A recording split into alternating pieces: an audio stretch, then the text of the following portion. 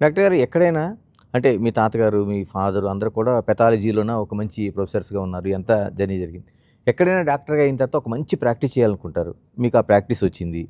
ఆ తర్వాత ఏదైనా ఆ సంస్థను బాగా పైకి తీసుకెళ్ళాలనుకుంటారు. అవ్వింది. మరి రీసెర్చ్ వైపు ఎలా అది ఎళ్ళగలిగారసల? చాలా వరకు నాకు రిసర్చ్ అనేది మా ఫాదర్ నుంచి వచ్చింది. మా ఫాదర్ పెథాలజిస్ట్ చాలా రిసర్చ్ చేశారు. కనీసం అప్పటికే 300 పేపర్స్ పబ్లిష్ చేశారు. మా గ్రాండ్ ఫాదర్ కూడా చాలా ఫేమస్ ఓకే. పెథాలజిస్ట్. ఆయన ఆల్మోస్ట్ నోబెల్ ప్రైజ్ వరకు వెళ్ళిపోయారు. ఆ! ఆయన first person to find out ఈ కోల్ తార్ అని ఉంటుంది కదా! దానివల్ల క్యాన్సర్ వస్తుంది అని. ఆయన కనుక్కున్నారు దాన్ని. ఓకేనండి. ఆయన పేరు గోవింద్ రెడ్డి ఆయన పేరు. చెన్నైలో చేసేవాళ్ళు. హి was a professor of pathology Madras medical college. ఆయన అసలు క్యాన్సరు ఈ కోల్ తార్ వల్ల ఎందుకొస్తుంది? అదేవిధంగా చాలా ఇన్‌స్ట్రుమెంట్స్ ఆయన పేరు పైన ఇంకా కూడా ఇన్‌స్ట్రుమెంట్స్ ఉన్నాయి. హ్మ్. మేము డయాగ్నోస్ చేసేది. బోన్ మ్యారో యాస్పిరేషన్ ఇన్‌స్ట్రుమెంట్ అనేది అవన్నీ ఆయన పేరు పైన ఉన్నాయి. So, okay. ఆయన ఒక చాలా పెద్ద సైంటిస్టు. ఆయన ఫ్రెండ్స్ కూడా అందరూ అలెగ్జాండర్ ఫ్లెమింగ్ అని పెన్సిలిన్ కనుక్కున్నారు అవును. నోబెల్. ఆయన చాలా close friends. Okay. Alexander Fleming చెన్నైకొస్తే మా గ్రాండ్ ఫాదర్ ఇంట్లోనే ఉండేవాళ్ళు. ఓహ్! గ్రేట్. అంత క్లోజ్ ఫ్రెండ్స్. అలాగే ఫాదర్‌కి కూడా చాలా మంది ఫేమస్.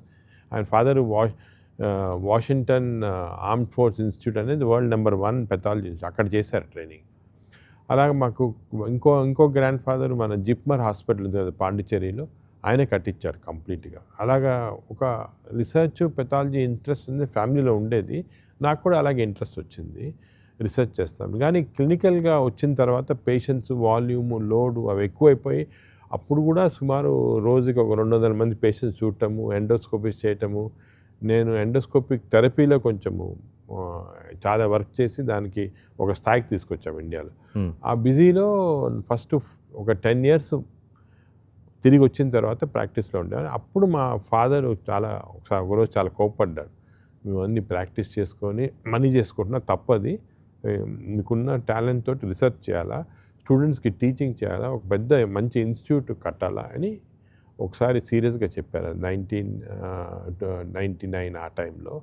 అప్పుడు మాకు ఫార్చునేట్‌లీ ఆ పాత హాస్పిటల్ ఒకటి తయారు చేశామన్నమాట. చేసి మా ప్రాక్టీస్ ఆపేసి కంప్లీట్‌గా టీచింగ్, రిసర్చ్, ఎడ్యుకేషను, ఇన్‌స్టిట్యూట్ బిల్డింగ్‌లోకి వెళ్ళిపోయానన్నమాట.